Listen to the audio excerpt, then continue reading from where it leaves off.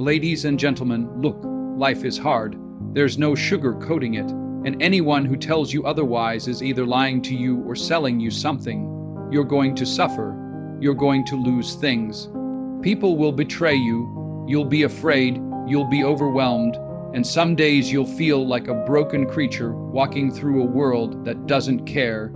You are not a victim, or at least, that's not all you are. Because even if you have suffered, maybe especially if you've suffered, you are still morally obligated to take responsibility for your life. And that's a hard truth. It's so much easier to point outward, to blame your circumstances, your parents, the government, your biology, your past. But the uncomfortable fact remains, the moment you decide to let those things define you absolutely, you abandon the part of you that might rise above them, and that part is not trivial, that part is sacred.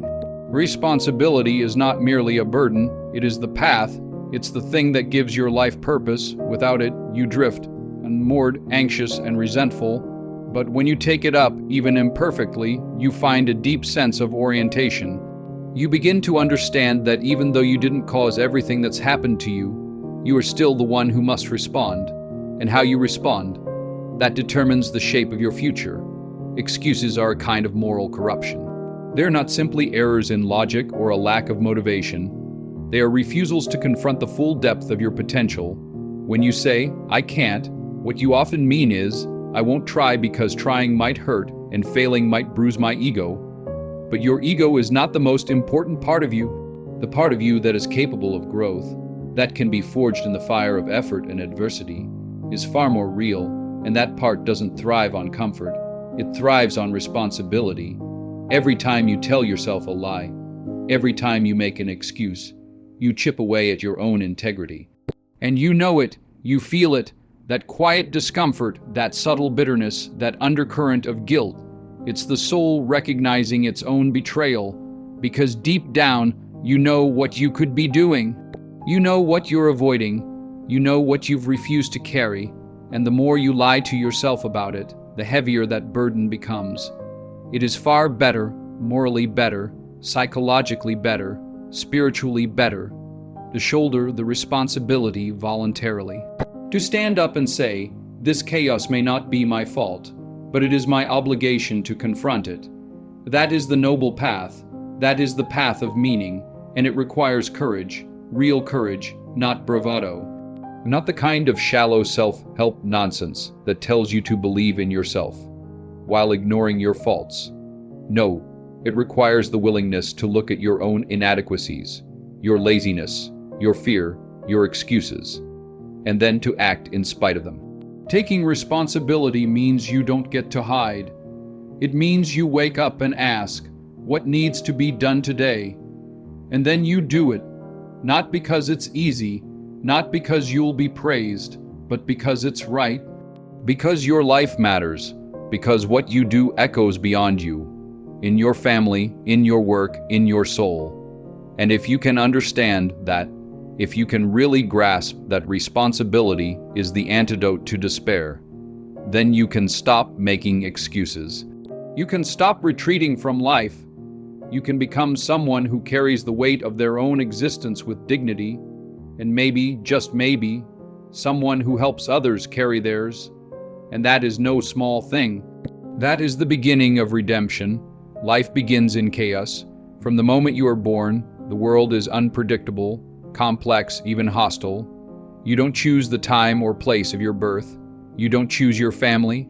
You don't choose your temperament or your genetics. You're thrown into a world that is already moving, full of forces you don't understand.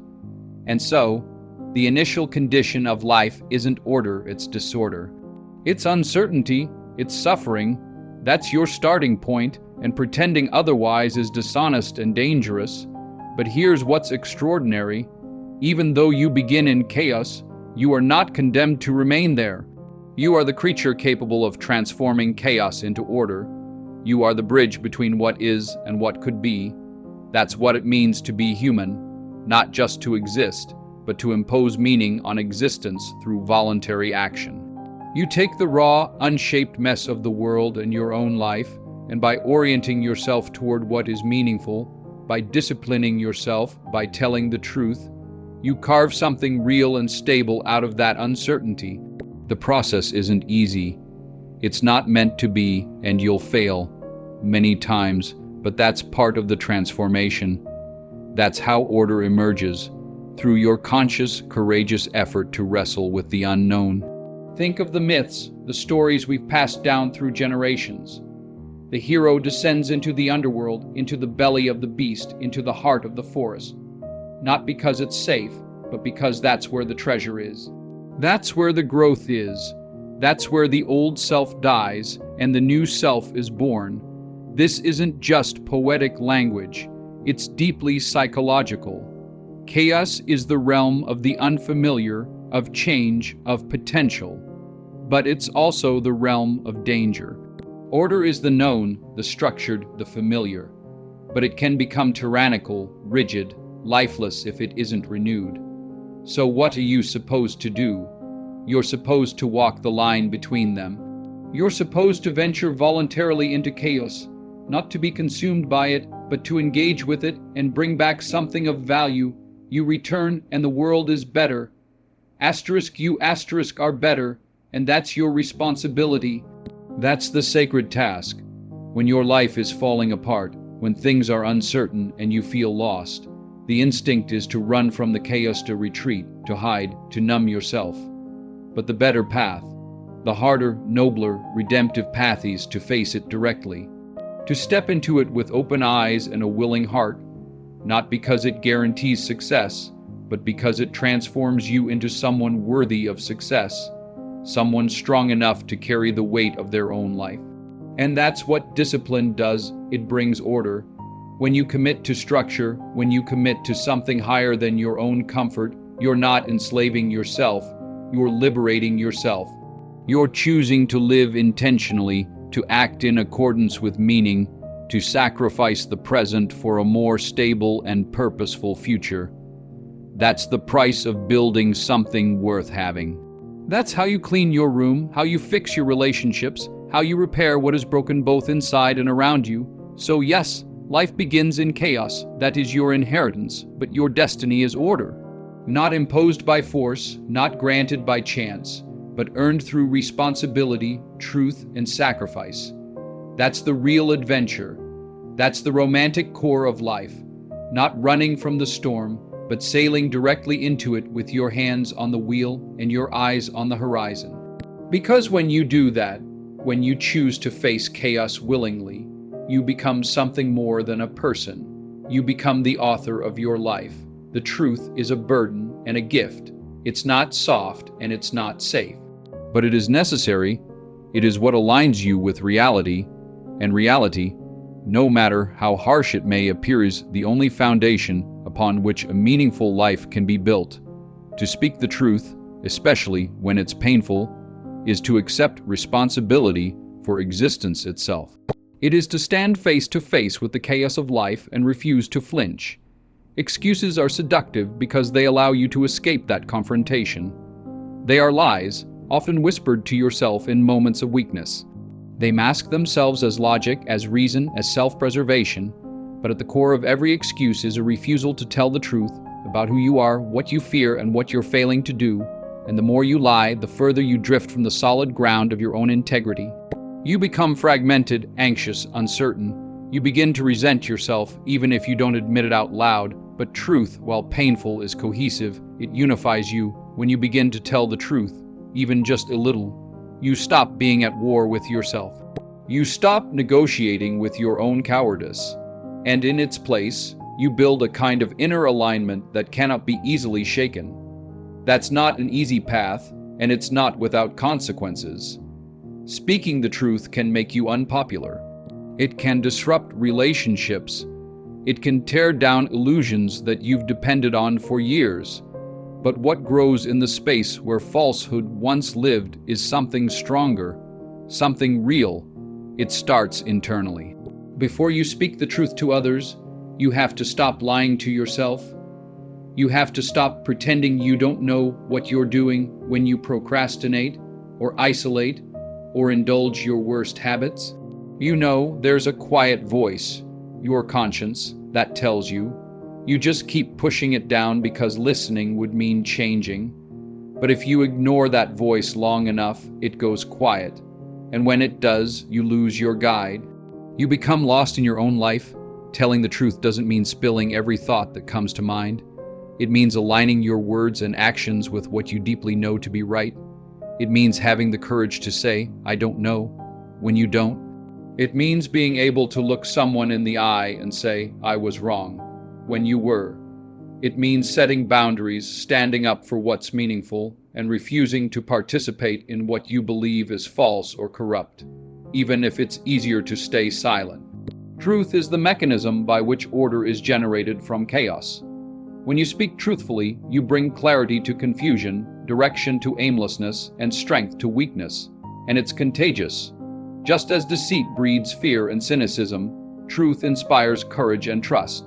When you speak it, you become someone others can rely on, someone who carries weight, someone who stands upright, not because life is easy, but because they've chosen what is meaningful over what is expedient.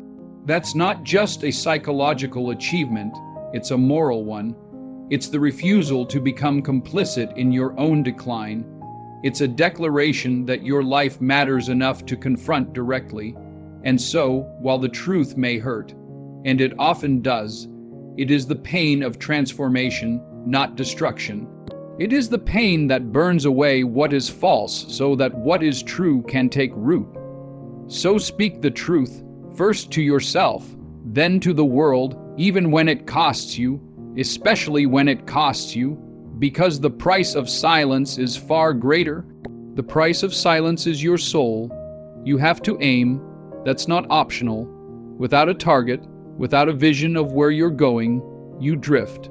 And drifting is the fastest way to nowhere.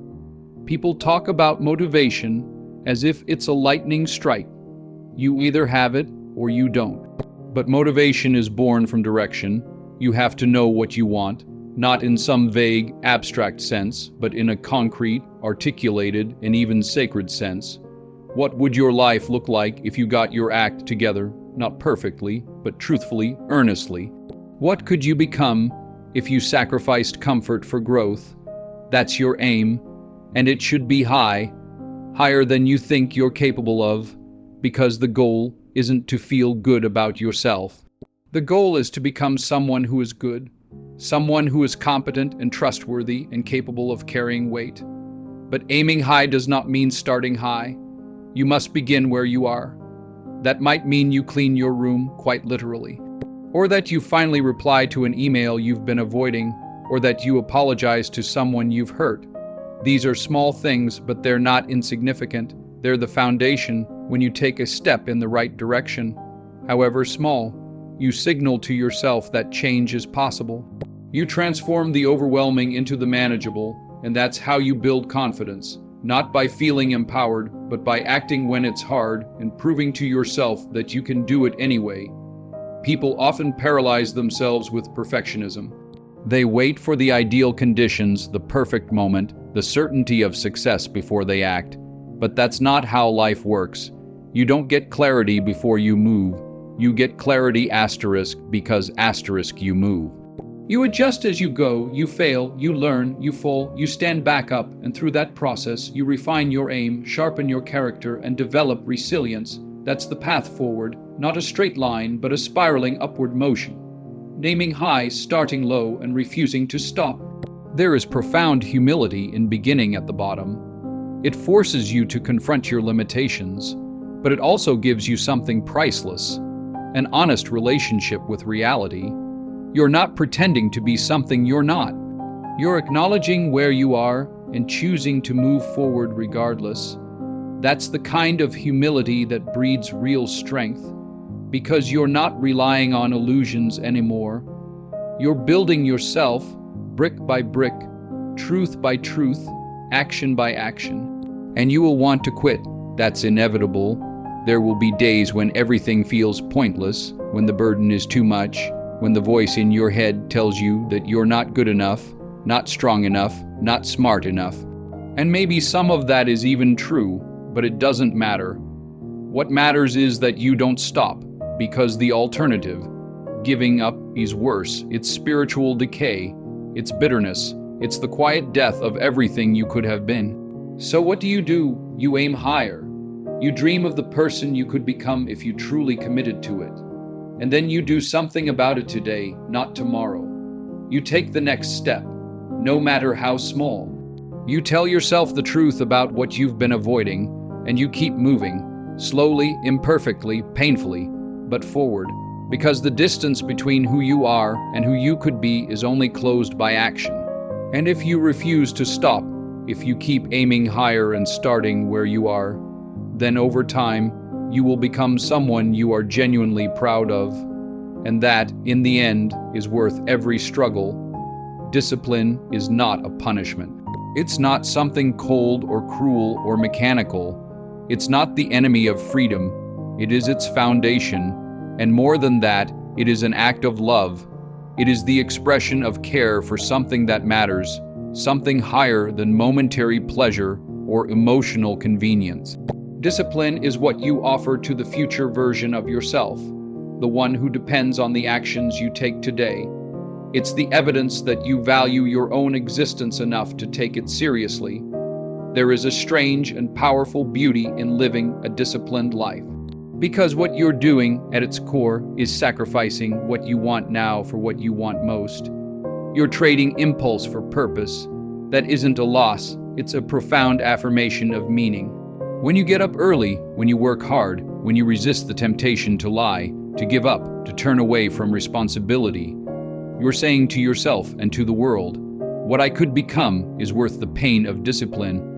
That's not just a practical act. That's romantic, that's sacred, because you're not merely grinding through routines. You're courting your highest potential. You're shaping your character. You're learning how to become someone who can be relied on, not just by others, but by yourself. And that trust, self-trust, is the bedrock of all confidence. It doesn't come from hollow affirmations or imagined success. It comes from watching yourself follow through when it would be easier not to. There's a false narrative in our culture that love is supposed to be effortless, that if you truly care about something, you'll never struggle to stay committed to it. But that's naive. Real love, whether for a person, a craft, or a cause, requires sacrifice. It requires structure, it demands effort, and discipline is what makes that effort possible over time. It is not the absence of feeling, but the mature shaping of it. It is passion refined by purpose. You don't brush your teeth every day because you're thrilled by the act. You do it because you care about your long-term health. You don't go to work, show up for your family, keep your promises, or pursue your goals simply because it always feels good. You do it because you know what's at stake if you don't. That's love translated into action. That's devotion expressed in the mundane, the repeated, the overlooked. And that's where the true poetry of life often lies, not in grand gestures or emotional highs, but in the quiet commitment to showing up day after day, especially when no one's watching. That's where your character is formed. That's where greatness is built, slowly, invisibly, consistently. Discipline is not about becoming rigid. It's about creating the internal structure necessary to hold something valuable. Without it, desire collapses into chaos. Ambition falls apart under pressure. Dreams turn to dust the moment life gets difficult. But with it, with discipline, your life becomes a vessel capable of carrying real weight. Your love becomes trustworthy. Your goals become reachable. Your suffering becomes meaningful. And so, if you want to fall in love with your life, not in a fleeting, emotional way, but in a deep and sustaining way, then fall in love with discipline. Not because it's easy, but because it transforms you. It reminds you, moment by moment, that you are not just drifting. You are moving towards something worthy, something true. You will fail. You'll break your routine. You'll miss the mark, but the beauty of discipline is that it calls you back. It invites you again and again to recommit, not with shame, but with purpose, because every time you choose discipline, you're choosing to honor the life you were given. And there's nothing more romantic than that. Every excuse you make is not just a delay. It's not just a moment of avoidance. It's a tiny surrender, a small but very real decision to give up a piece of your potential. And those surrenders add up. You may think you're buying time, preserving comfort, protecting your pride, but what you're really doing is attending a slow funeral, mourning the person you could have become while doing nothing to resurrect them. The danger of excuses isn't only that they keep you stuck. It's that they numb you to the fact that you are stuck. They give you a story, a soothing, well-rehearsed narrative that says it's not your fault, or this just isn't the right time, or you'll start tomorrow. But tomorrow becomes next week, then next year, and eventually you find yourself living a life that's far smaller than it could have been. Not because you lacked talent or intelligence or opportunity, but because you let yourself off the hook. Repeatedly, there is something inside every person that knows. It knows when you are lying to yourself. It knows when you are avoiding the work, dodging the pain, pretending you're powerless when you're really just afraid. That part of you is ancient and unrelenting. It's your conscience. And every time you silence it in favor of an excuse, it grows quieter, not because you've proven it wrong, but because you've taught yourself to ignore it. Over time, your own voice of potential becomes a whisper, barely audible over the noise of your justifications. What's terrifying, and tragically common, is that people don't realize they're burying their potential until it's too late to do anything about it. They wake up one day and realize the window has closed, the time has passed, the opportunity has moved on. Regret sets in, and unlike fear, which can be useful, or pain, which can teach you, regret only tells you what you can never get back. That's why excuses are so dangerous. They feel harmless in the moment, but they are slow poison. They erode discipline, they corrode character, they separate you from your responsibility, and therefore from your power. Because you have power. You have the power to act, to choose, to change, and every time you say no excuses, you reassert that power. You stand in defiance of everything inside you that would rather take the easy path. You have to be ruthlessly honest with yourself. Ask, what am I avoiding? What am I afraid of? What story am I telling myself to justify staying here, right where I am instead of moving forward? It's a painful process. It requires humility, but it's also profoundly liberating, because the moment you stop making excuses is the moment you regain control. You're no longer a victim of your past or your pain or your limitations. You become the person who acts in spite of them, and that's where transformation begins, not with grand resolutions, but with the quiet, courageous decision to stop hiding, to face what you've been running from, to say, this is my life, these are my consequences, and I will no longer explain away my own inaction. There is no nobility in excuses. There is only the death of what could have been, but there is immeasurable dignity in taking responsibility, in rising again and again, no matter how many times you've fallen short. That's not weakness, that's strength forged in truth. So give up the lies, abandon the comfort of justification. You were not made for excuses. You were made for purpose, and every time you choose action over avoidance, responsibility over rationalization, truth over ease, you step closer to becoming who you were meant to be. So now you know. You know that the world is full of chaos, and that suffering is not the exception, it's the rule. You know that excuses are the subtle, slow poison that eats away at your potential, and that every moment you delay responsibility is a moment you trade for regret. You know that you are capable of much more than you think, but only if you aim for it, start where you are, and refuse to stop. You've heard that truth isn't a luxury, it's your lifeline, that speaking the truth, especially when it's hard, is how you build a foundation under your feet. You've learned that discipline isn't a restriction, it's an expression of love, love for your future, for your calling, and for the people who rely on you to be steady, to be strong, to show up. And above all, you've seen that making excuses isn't harmless. It's an act of quiet destruction, but taking responsibility, that is an act of courage, of nobility, even of redemption. So what are you going to do with all this? You could go back to comfort. You could tune it out, scroll away, and pretend you didn't feel that fire light up inside you when you heard these words. Or you could act, you could start now, you could clean up what you've been avoiding. You could tell the truth you've been denying. You could take one small, honest step toward the person you were meant to become, and then another and another. No more waiting, no more blaming, no more lying to yourself. Asterisk, asterisk, no excuses. Asterisk, asterisk, because your life matters, and what you do today is the foundation of who you'll be tomorrow. So rise, take responsibility, tell the truth, discipline your spirit, aim high, start low, and do not stop. The world needs you at your best, and your best is waiting on the other side of everything you've been avoiding. Now go get it.